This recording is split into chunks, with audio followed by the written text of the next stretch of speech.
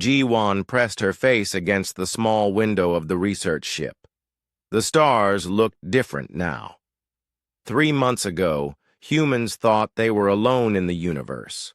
Now she was floating in space, working with aliens who had welcomed Earth into something called the Galactic Federation. The ship Harmony was not very big. It had 23 people on board, all scientists and doctors. They were supposed to study plants and animals on different planets. Ji-won loved her job. Every day brought something new and amazing. "Ji-won, come look at this," called Tai-ho from across the room. He was the ship's doctor, always busy with his medical equipment. Tai-ho had kind eyes and steady hands, perfect for someone who helped people feel better. She walked over to where he stood. "What did you find?" "These readings are strange.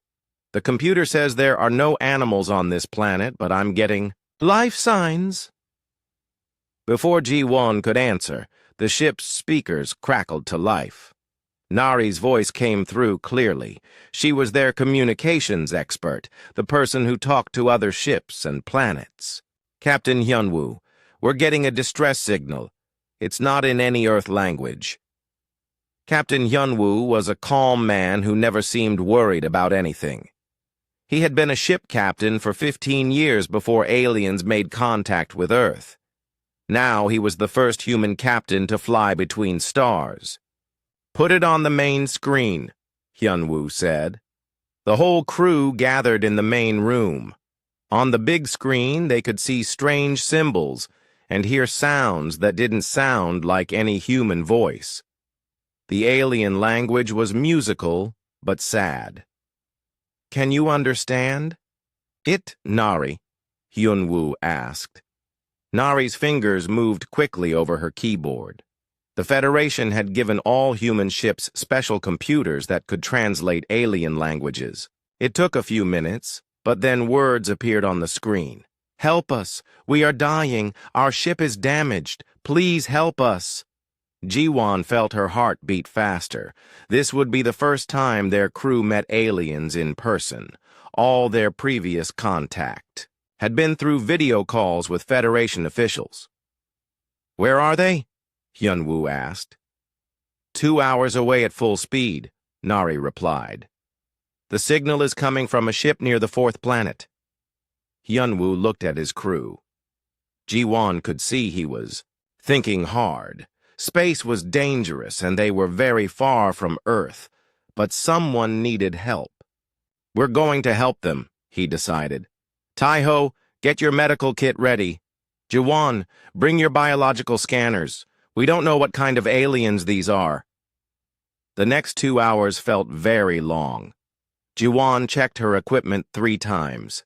She had never treated an alien before. What if their biology was completely different from humans? What if she made them worse instead of better? When they reached the alien ship, Ji-won gasped. It was huge, much bigger than the Harmony. But it looked damaged. Parts of it were dark, and she could see holes in the metal walls. "Their ship is called the Crystal Wind," Nari reported. "They're called Valerians. The computer says they're made of silicon instead of carbon like us." "Silicon?" Tai-ho asked. "Like rocks?" "More like living crystals," Ji-won said. She had studied alien biology during her Federation training. They should be very strong and hard to hurt, but when they got close to the alien ship, they could see that something was very wrong. Through the windows, they saw Valerians lying on the floor. Their crystal-like bodies, which should have been bright and clear, looked dull and cloudy. Hyunwoo docked their ship carefully with the alien vessel. The airlocks connected with a soft hiss. When the doors opened, Ji-won smelled something like hot metal and ozone. The first Valerian they met was named Korvac. He stood 7 feet tall and looked like a person made of blue-green crystal. But his light was dim, and he moved slowly. Thank you for coming, Korvac said through a small device that translated his words. We are grateful, but I fear you cannot help us. No one can help us. What's wrong? Taiho asked, already scanning Korvac with his medical equipment. We are experiencing cellular collapse, Korvac explained. Our molecular bonds are breaking down. It started 3 days ago. We have lost 12 crew members already. Jiwan felt cold. She looked around the alien ship and saw more Valerians lying still. Some were trying to help others, but they were all getting weaker. Has this happened before? She asked. Never, Korvac said. The Federation's best doctors don't know what causes it. They have no cure. Taiho was frowning at his scanner readings. This is impossible. According to my equipment, your body is just falling apart at the atomic level. A young Valerian nearby suddenly collapsed. Her crystal body hit the floor with a sound like breaking glass. Jiwan ran to her without thinking. She knelt down and put her hands on the alien's chest, trying to feel for a heartbeat or pulse. Something amazing happened. Where Jiwan's hands touched the Valerian, the crystal body began to glow brighter. The cloudy, dull areas became clear again. The young alien's eyes opened, and she sat up slowly. Everyone stared in shock. How did you do that? Korvac asked, his voice filled with wonder. Jiwan looked at her hands. They looked completely normal. I don't know. I just touched her. Taiho quickly scanned the young Valerian again. This is incredible. All signs of cellular collapse have stopped. Her molecular structure is completely stable now. Try touching me, Korvac said eagerly. Jiwan reached out and placed her hand on Korvac's crystal arm. Again, the dull areas became bright and clear. The tall alien stood straighter, and his voice became stronger. Impossible, he whispered. In all the galaxy's history, no species has ever been able to stop cellular collapse. With touch alone, word spread quickly through the alien ship. Soon, every Valerian who could still move was coming to Jiwan and her crew. Each time a human touched a sick alien, the same thing happened. The Valerians became healthy again. Taiho was taking readings, as fast as he could. Captain, we need to contact the Federation immediately. This changes everything. Hyunwoo nodded. Nari, send a priority message to Federation Command. Tell them we've found something they need to know about. As Jiwan helped more Valerians, she began to feel tired. But she also felt something else. Pride. Humans had been part of the Federation for only 3 months, and already they were helping in ways no one expected. She had no idea that this moment would change the fate of the entire galaxy. The rescued Valerians gathered around the human crew, their crystal bodies glowing brightly again. They sang a song of gratitude in their musical language. Even without translation, the humans could understand its meaning. What do we do now? Jiwan asked Captain Hyunwoo. The captain looked out at the stars through the alien ship's windows. Now we wait for the Federation to tell us what this means, but I have a feeling our quiet research mission just became something much bigger. In the distance, neither the humans nor the Valerians could see the dark storm that was slowly moving through space toward the center of the galaxy. They didn't know that what happened today was just the beginning of the greatest crisis the galaxy had ever faced. But for now, they had saved lives, and sometimes that was enough. The message from the Harmony reached Federation Command in less than 6 hours. Within 12 hours, every major government in the galaxy knew about the humans' incredible discovery. Within 24 hours, everything changed. Kangman had been Earth's ambassador to the Federation for only 2 months. He was still learning how to work with hundreds of different alien species. His office on the Federation capital world was small, but had a beautiful view of 3 different colored suns. Today, his office was crowded with desperate aliens. "Ambassador, please," said a tall, thin alien with gray skin. "My people on Zarian Prime are dying. We need human help immediately." "The Thurian colonies are also affected," added another alien with 4 arms. "Thousands are sick. When can you send human doctors?" Kang Min looked at the 20 different aliens in his office. Each one represented billions of people who were suddenly developing the same mysterious illness that had hit the Valerians. He felt very small and very worried. "I understand your concern," he said carefully, "but Earth only has 8 billion people total. We can't send doctors to every world that needs help." The aliens looked at each other with fear in their eyes. Some of them were already showing signs of the cellular collapse. Their skin looked dull, and they moved more slowly than usual. "But humans are the only cure," the gray alien said. "Without your touch, we will all die."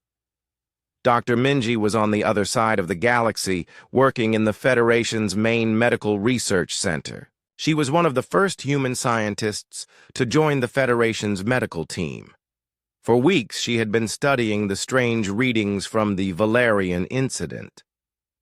"Show me the latest reports," she said to her alien assistant. A spider-like creature, named Vex. Vex's 8 hands moved quickly over the computer controls.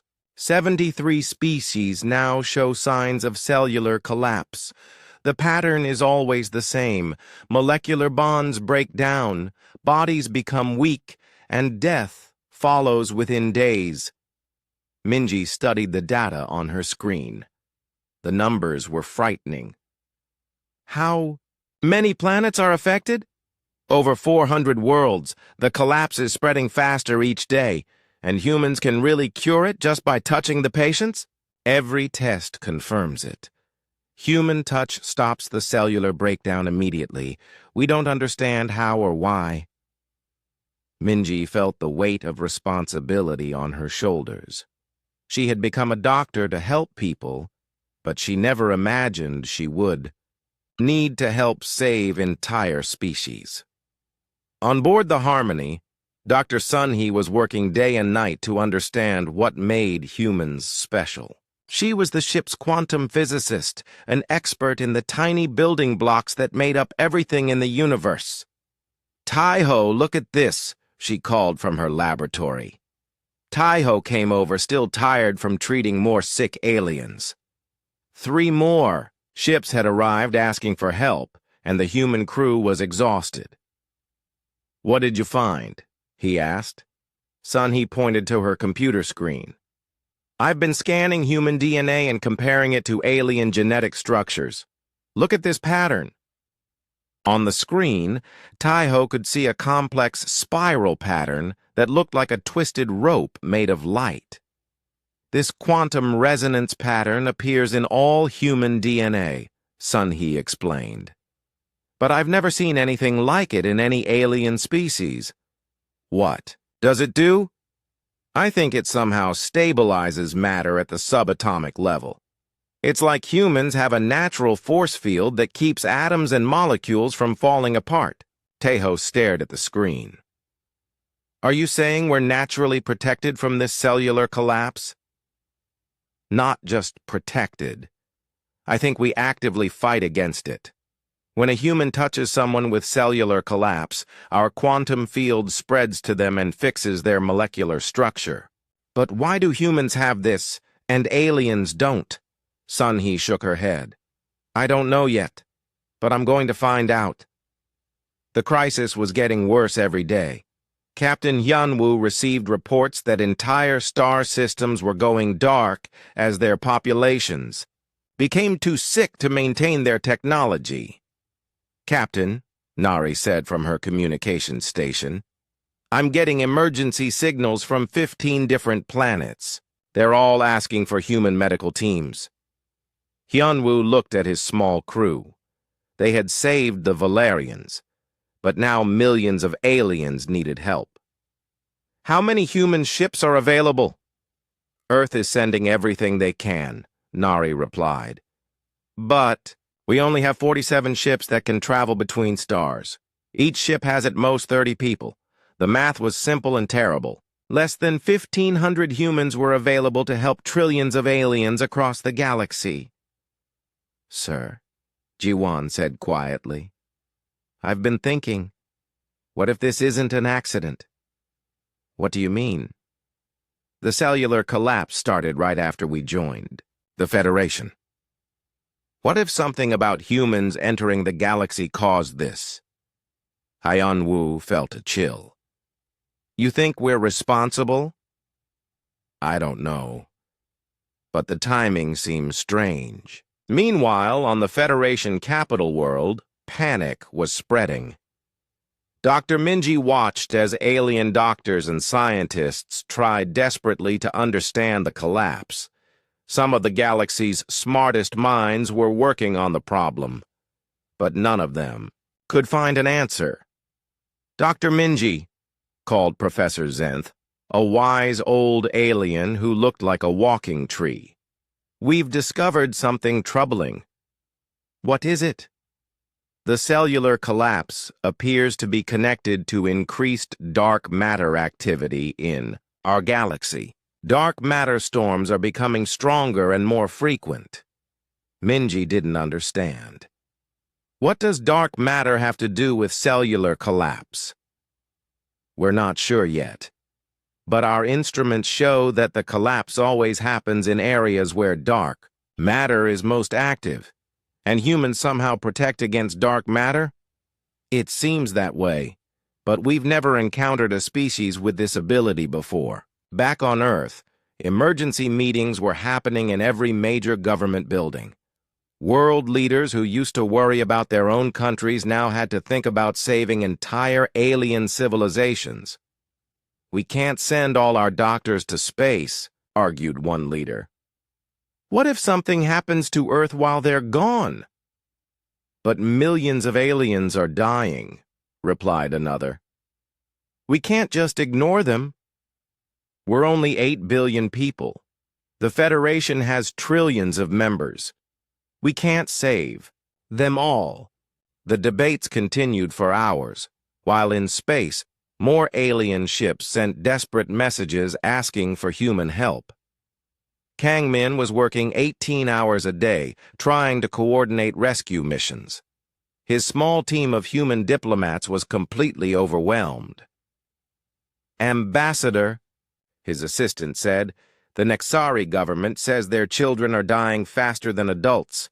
They're begging us to send help immediately. Kangmin felt sick. The idea of alien children dying while he sat in an office was unbearable. How many human medical teams can we send to the Nexari worlds?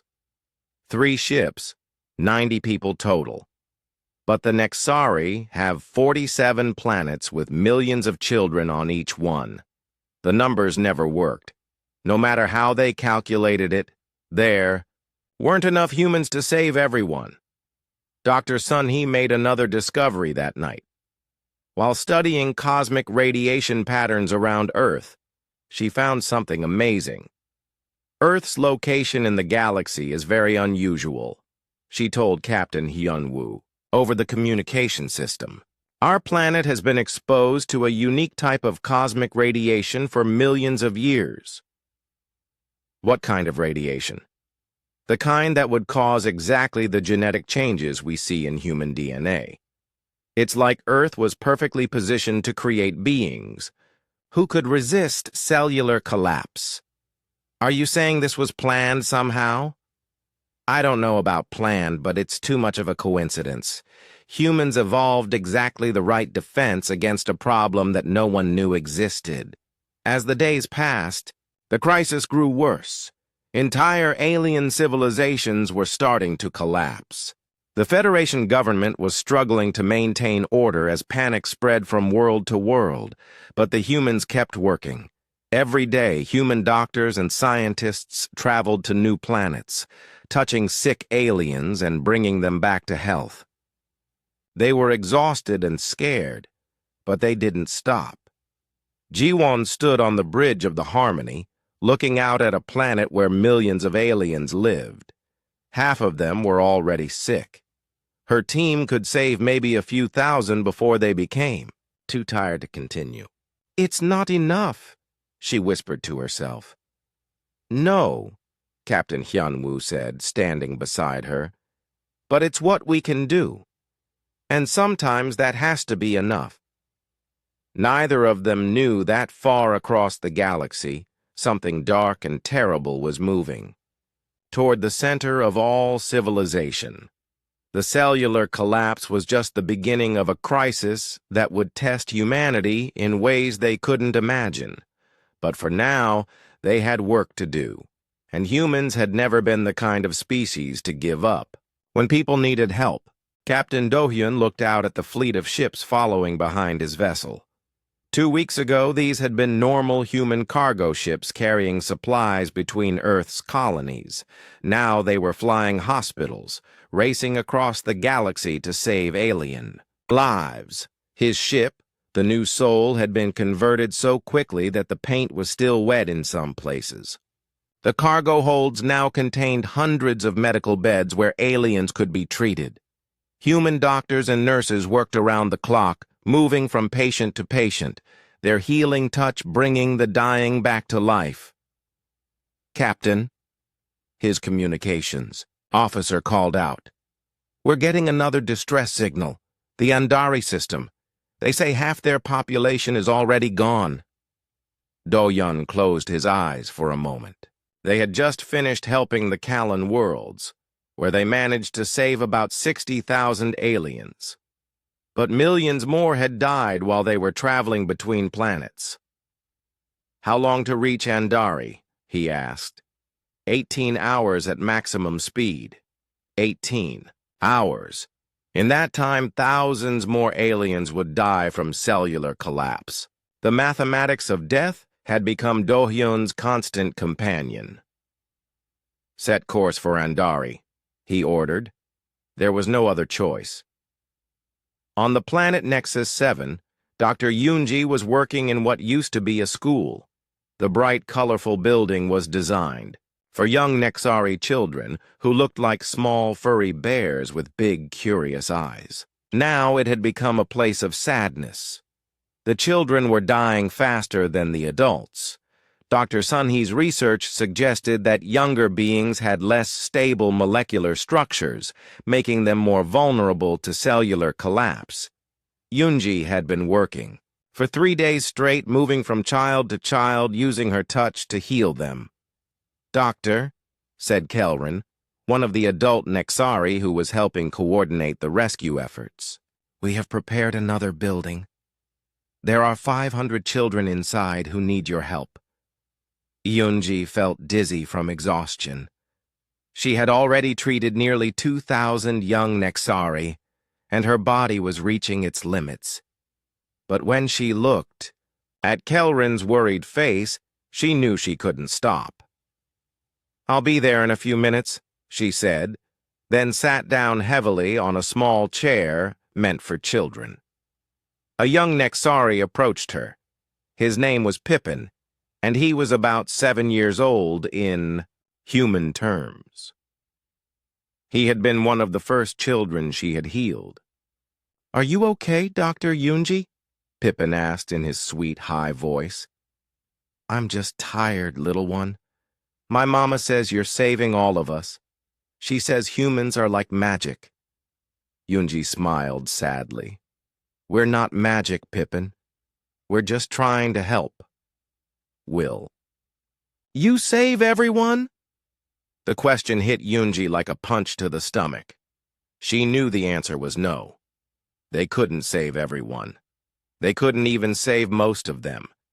For every child she healed here on Nexus 7, a dozen more were dying on other worlds. "We're going to try our best," she told Pippin, because she couldn't bear to tell a child the truth. Back on Earth, the debates were getting more heated. Wanbin stood in the emergency session of the World Council, his military uniform crisp despite the long hours he had been working. "We need to think about Earth's security," he said to the room full of world leaders. "We're sending almost all our qualified medical personnel to space. What happens if we face our own emergency?" "The aliens need our help," replied Dr. Sarah Chen, Earth's chief medical officer. "We can't just abandon them." "I'm not suggesting we abandon them, but we need to protect our own species, too. Some human colonies are already refusing to send their people to help." This was true. 3 of Earth's smaller colonies had declared that they wouldn't risk their populations for alien species they had never met. This had caused the first major split in human society since joining the Federation. "There's something else we need to consider," Wanbin continued. "What if some alien groups decide to force humans to help? What if they try to capture us and use us as living medical tools?" The room fell silent. No one wanted to think about humans being enslaved for their healing abilities, but it was a real possibility. "The Federation Council has promised to protect all human medical teams," said Ambassador Kangman through the video link from the Federation capital. "They've assigned military escorts to every human ship." "But what happens if entire alien civilizations become desperate?" Wanbin asked. "Desperate people do terrible things." Dr. Yunji didn't know about these debates on Earth. She was too busy trying to save alien children to worry about politics. But she was starting to feel the terrible weight of being humanity's representative. On Nexus 7, she met with the planet's leaders. The main leader was an elderly Nexari named Grandmother Willowfur, whose usually bright fur had turned gray with worry. "Dr. Yunji," Grandmother Willowfur said, "we cannot thank you enough for what you are doing. But we must ask, will more humans come to help us?" Yunji looked around at the millions of Nexari on this one planet. She had managed to save about 5,000 in 3 days, working almost without rest. At this rate, it would take her years to treat everyone on this world alone.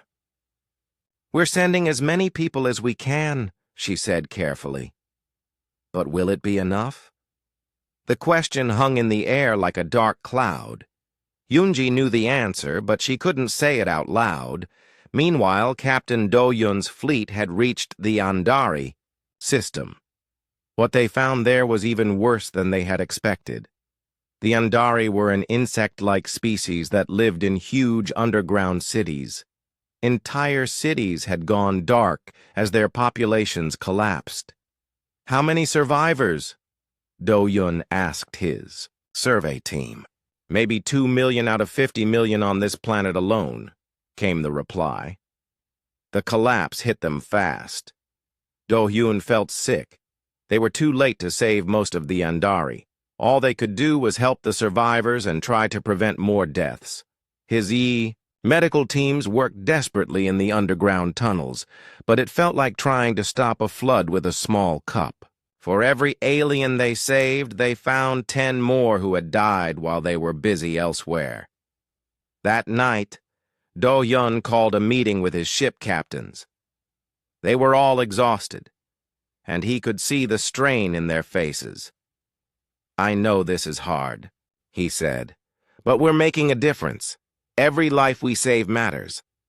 "Captain," said Dr. Kimura from the medical ship Osaka, "my staff is starting to break down. 3 of my nurses had mental breakdowns today. Watching this much death, it's too much for anyone."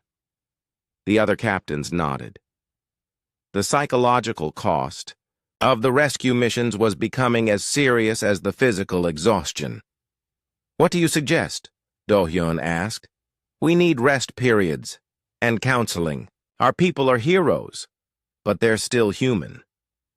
On Earth, the resistance movement was growing. Soman had started as just one voice of caution, but now she had thousands of supporters. They called themselves Humanity First, and argued that Earth's responsibility was to its own species, not to aliens they barely knew. "We've been in the Federation for less than 4 months," Soman said at a rally in New Tokyo. "Now they expect us to sacrifice our lives for them. This isn't partnership, it's exploitation." Her words were being broadcast across human space, and many people were starting to listen. On some colony worlds, humans were actively hiding to avoid being recruited for rescue missions. "Look at the numbers," Somin continued. "Trillions of aliens, 8 billion humans. They want us to spread ourselves so thin that we disappear entirely. Is that really what we want for humanity?" Back on the Federation capital world, Ambassador Kangman was dealing with increasingly desperate alien leaders. The Federation Council, which usually had representatives from over 300 species, was down to less than half that number. Entire civilizations were too busy fighting for survival to participate in government. "Ambassador," said High Counselor Vorthan, a wise alien who looked like a walking crystal formation, "we need to ask Earth for more help. Can you send all available humans?" "Counselor, we're already sending everyone we can spare. Our own colonies need some people to function. But without more human healers, we're looking at the end of galactic civilization. Surely Earth understands the stakes." Kangman felt trapped. He understood the stakes perfectly. But he also understood that Earth couldn't save everyone without destroying itself in the process. Dr. Sun-hee, still working aboard the Harmony, made another disturbing discovery. While analyzing the pattern of cellular collapse across the galaxy, she noticed something that made her blood run cold. "Captain Hyun-woo," she called urgently. "You need to see this." The captain came to her laboratory, where Sun-hee had a 3-dimensional map of the galaxy displayed on her computer. "The cellular collapse isn't random," she explained. "Look at the pattern. It's moving in a spiral toward the galactic center." Hyunwoo studied the map. Red dots showed affected star systems, and they did seem to form a spiral pattern. "What does this mean?" "I think the collapse is being caused by something moving through space, something big enough to affect entire star systems as it passes." "What kind of something?" "I don't know yet, but it's heading straight for the most populated part of the galaxy. If I'm right, the worst is still coming." As news of Sun-hee's discovery spread through the Federation, panic reached new levels. It wasn't just a mysterious disease anymore. It was something actively moving through space, destroying everything in its path. On Nexus 7, Dr. Yoonji sat, with little Pippin after another exhausting day of healing. The young Nexari had become her unofficial assistant, helping her move between patients. "Doctor," Pippin said quietly. Dr. Sun-hee stared at the data on her screen for the 10th time, hoping she had made a mistake. She hadn't. The spiral pattern of cellular collapse was accelerating, and now she could see what was causing it. "It's a dark matter storm," she announced, to the emergency meeting aboard the Harmony. Captain Hyun-woo, Dr. Ji-won, and the rest of the crew listened with growing horror. "How big?" Ji-won asked. "Bigger than anything we've ever seen. It's like a hurricane made of invisible energy, and it's heading straight for the galactic core where most of the Federation's worlds are located." Taeho looked confused. "But I thought dark matter was harmless. It doesn't interact with normal matter." "Usually, yes," Sun-hee explained. "But this storm is different. It's somehow breaking down the quantum bonds that hold atoms together. That's what causes cellular collapse." "How long do we have?" Captain Hyunwoo asked.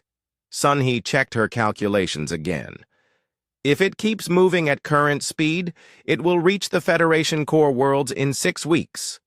The room fell silent. 6 weeks to save trillions of beings, when they had already proven that was impossible with their current methods. Garum was the Federation's leading expert on dark matter physics. The alien scientist looked like a tall, graceful bird with silver feathers and large, intelligent eyes. Garum had been working with human scientists for weeks, trying to understand how human touch could stop cellular collapse. Dr. Sun-hee, Garum said through the communication link, I believe we have found a theoretical solution, but you will not like it. Tell me, if we could position enough humans in a specific quantum formation around the galactic core, their combined bioelectric field might be able to disperse the dark matter storm before it reaches populated worlds. Sun-hee felt cold.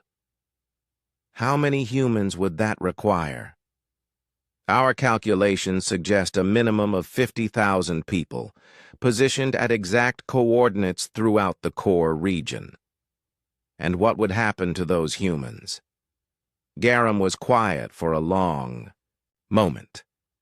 The energy required to disperse a storm of this size would likely be fatal to anyone generating the quantum field.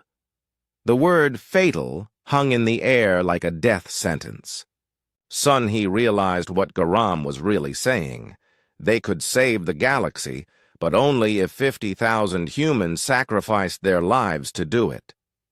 The news reached Earth within hours. Emergency sessions were called in every government building on the Gia planet. World leaders, scientists, and military officials argued through the night about what this meant for humanity. We're talking about asking 50,000 people to die, said President Martinez. How can we even consider this? How can we not consider it? Replied Dr. Patel, Earth's chief science advisor. We're talking about saving trillions of lives across hundreds of worlds. But these are human lives, our people. Our responsibility is to them first. The debate raged for hours, but it became irrelevant when news came from the volunteer recruitment centers. Without being asked, without any official request from the government, humans were already volunteering for what the media had started calling the sacrifice protocol. Inha was the first to volunteer. She had been a ship engineer before the crisis. Started working on cargo vessels between Earth and the outer colonies. She was 28 years old, unmarried, and had always dreamed of seeing the center of the galaxy. I want to volunteer for the core mission, she told the recruitment officer. Do you understand what this mission involves? The officer asked carefully. Yes. 50,000 humans position themselves around the galactic core to stop the dark matter storm. Most of us probably won't survive. And you still want to volunteer? Inha thought about the alien children she had seen on the news broadcasts. She thought about entire civilizations disappearing while humanity debated what to do. Someone has to do it, and if I can help save the galaxy, that seems like a pretty good way to spend my life. Within 24 hours, over 200,000 humans had volunteered for the sacrifice protocol. They came from every walk of life: doctors, teachers, farmers, soldiers, artists, and students. The youngest volunteer was 19 years old. The oldest was 86, but not everyone supported the mission. Soman's Humanity First movement had grown into a major political force, and they were completely opposed to the sacrifice protocol. This is exactly what I warned about, Somin said at a massive rally in London. The aliens get into trouble, and suddenly they expect humans to die fixing their problems. Where were they when Earth needed help with climate change? Where were they when we had wars and diseases? Her supporters cheered. Signs reading Earth First and No Human Sacrifices filled the crowd. The Federation has hundreds of species and trillions of people, Soman continued. Let them solve their own problems. Humanity should not be the galaxy's suicide squad. The opposition movement was gaining strength, especially when disturbing reports started coming in from Federation space. Some alien governments had begun discussing whether humans could be forced to participate in the sacrifice protocol. Wanbin presented evidence to the World Security Council that made everyone deeply uncomfortable. 3 alien military fleets have been positioned near human colony worlds, he reported. They claim it's for protection, but our intelligence suggests they might be preparing to pressure those colonies into providing volunteers. Are you saying aliens might kidnap humans for this mission? Asked General Morrison. I'm saying that when entire civilizations are facing extinction, they might be willing to do things they wouldn't normally consider. Meanwhile, in Federation space, the debate was just as intense. Many alien leaders were struggling with the moral implications of asking humans to sacrifice themselves. High Counselor Vorthan spoke to the emergency session of the Federation Council. We are asking a species that has been part of our civilization for less than 5 months to give their lives for worlds they have never seen, for people they have never met. Is this justice? Is it justice to let trillions die when we have a solution? Replied Counselor Thex, whose own world was already showing signs of the approaching storm. Ambassador Kangmin found himself caught between 2 impossible positions. The human volunteers know the risks, he said. They're choosing this freely. Isn't that what matters? But are they really choosing freely? Asked Counselor Jara. Or are they being pressured by guilt and media coverage of dying aliens? The question had no easy answer. On the research ship Harmony, Dr. Jiwan was working frantically on an alternative solution. She had been studying the quantum patterns of human bioelectric fields, looking for any way to amplify their effect without requiring human deaths. There has to be another way, she muttered, running calculations for the 100th time. Tejo brought her coffee and sat down beside her. What if there isn't? What if this is the only choice? Then we keep looking. Science is about finding solutions, not giving up. But Jiwan, if we wait too long to decide, the storm will reach the core worlds. Then no solution will matter. She knew he was right, but she couldn't accept that 50,000 humans had to die. There had to be something they were missing. Inha. And the other volunteers were already training for the mission. They had been taken to a secret facility on Earth's moon, where Federation scientists were teaching them how to position themselves in the quantum formation that would theoretically disperse the dark matter storm. Remember, Garam explained to the volunteers, you must maintain exact positions relative to each other. If even one person is out of place, the entire formation could fail. Inha raised her hand. What exactly will happen to us when we activate the formation? Garam's silver feathers ruffled uncomfortably. We are not entirely certain. The quantum field required to disperse the storm will be far more intense than anything humans have generated before. Best case scenario, you will be severely weakened but survive. Worst case, we die. Inha finished. We understand. Looking around at her fellow volunteers, Inha felt proud to be human. These people had given up everything, their families, their future, their lives, to save beings they had never met. If this was what humans were capable of, maybe they really did deserve to be part of the galaxy. But back on Earth, the protests were growing larger.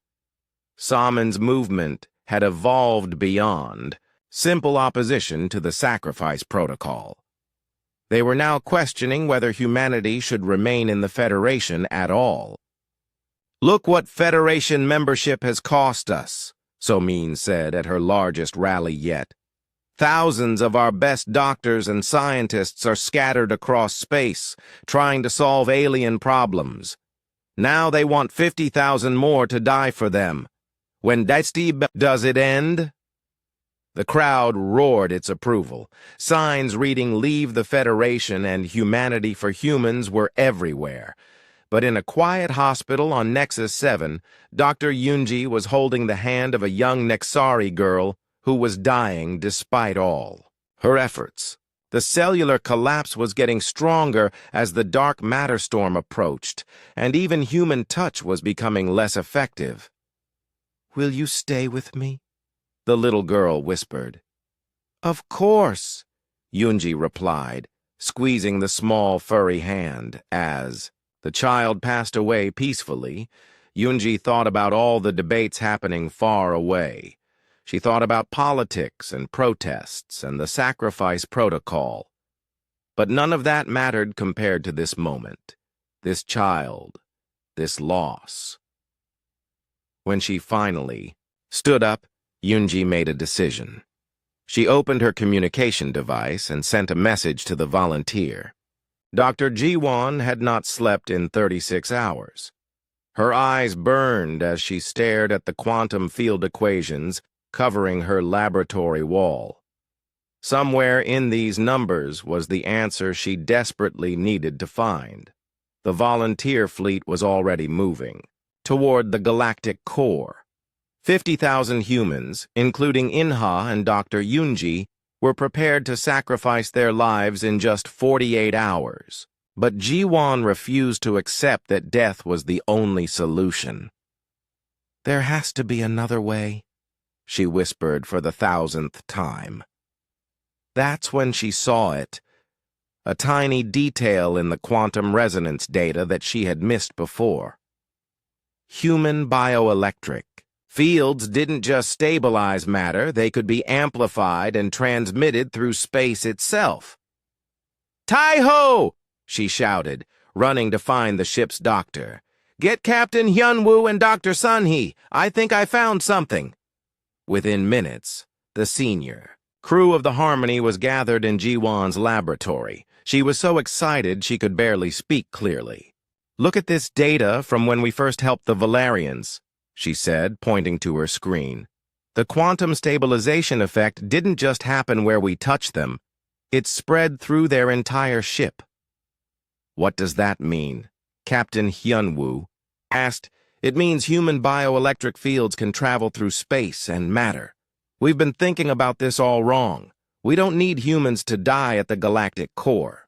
We need to amplify and broadcast their fields from safe locations."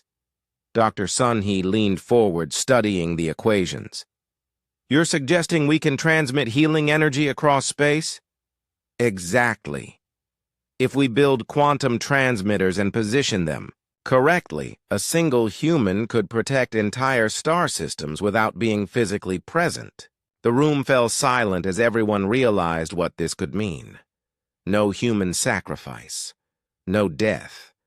Just humans doing what they did best, finding impossible solutions to terrible problems. "Can you prove this works?" Hyunwoo asked. "Give me 12 hours, Jiwon replied. While Jiwon worked frantically to test her theory, the volunteer fleet continued toward the galactic core. Inha stood on the observation deck of her transport ship, looking out at the stars. In 2 days, she and 49,999 other humans would attempt something that would either save the galaxy or kill them all. "Second thoughts?" asked Minho, a young teacher who had volunteered from the Mars colonies. "No," Inha replied. "Well, maybe about dying, but not about doing this." "I keep thinking about my students back home," Minho said. "I hope they understand why I'm here. They will. Someday they'll learn that their teacher helped save the galaxy." On Earth, the protests had reached a fever pitch. Salmon's Humanity First movement had surrounded the government buildings in every major city. They demanded that the volunteer mission be canceled and that humanity withdraw from the Federation entirely. 50,000 of our best people are flying toward their deaths, Salmon declared to the massive crowd in Geneva. For what? So aliens who never cared about us can continue living while humans die? But her words were interrupted by an emergency broadcast. Dr. Jiwon appeared on screens around the world, her face tired but excited. Citizens of Earth and human colonies, she began. I'm Dr. Jiwon aboard the research vessel Harmony. I'm calling to tell you that we may have found an alternative to the sacrifice protocol. The protests stopped. Everyone, both supporters and opponents of the mission, turned to listen. We have discovered that human bioelectric fields can be amplified and transmitted across space using quantum transmitters. This means we can disperse the dark matter storm without requiring human deaths. Around the world, people began to cheer. The volunteer families who had been preparing to lose their loved ones felt hope for the first time in weeks. However, Jiwon continued, we need time to build and position the transmitters. The volunteer fleet must continue to the galactic core, as planned, but as a backup option while we test this new approach. Garam, the Federation scientist, was working alongside human engineers to build the first prototype transmitter. The device was complex, requiring a perfect blend of human technology and alien quantum manipulation techniques. Will this really work? Asked Dr. Chen, one of the human engineers. The theory is sound, Garam replied, but we have never attempted quantum transmission on this scale before. The first test happened in the outer rim of Federation space, where a small colony was already affected by the approaching dark matter storm. Dr. Minji volunteered to operate the prototype transmitter from a position 3 light-years away. When she placed her hands on the quantum interface, her bioelectric field was captured, amplified, and transmitted across space at faster-than-light speeds. On the distant colony, the cellular collapse stopped immediately. It works, Dr. Minji reported, her voice filled with amazement. The aliens are healing and I'm perfectly fine. The news spread across the galaxy faster than the dark matter storm itself. Emergency construction began on hundreds of quantum transmitters, positioned at calculated points throughout Federation space. Each transmitter would be operated by a single human volunteer, turning them into living lighthouses of healing energy. Inha received the news when her transport ship was only 6 hours from the galactic core. Part of her felt relieved that she might not have to die after all. But another part felt strange about coming so close to the ultimate sacrifice, only to have it taken away. What do we do now? Asked Minho. We continue with the mission, Inha replied. Dr. Jiwon said this is a backup plan. If the transmitters don't work, we're still the galaxy's last hope. At the Federation capital, Ambassador Kangmin was coordinating the largest engineering project in galactic history. Thousands of ships from hundreds of species were working together to build and position quantum transmitters throughout the core worlds. How many transmitters do we need? He asked Garam. 147, positioned at precise quantum resonance points, each one operated by a human volunteer. And this will definitely stop the storm? Garam's feathers rustled uncertainly. The calculations suggest a 97% chance of success. But until we try, we cannot be certain.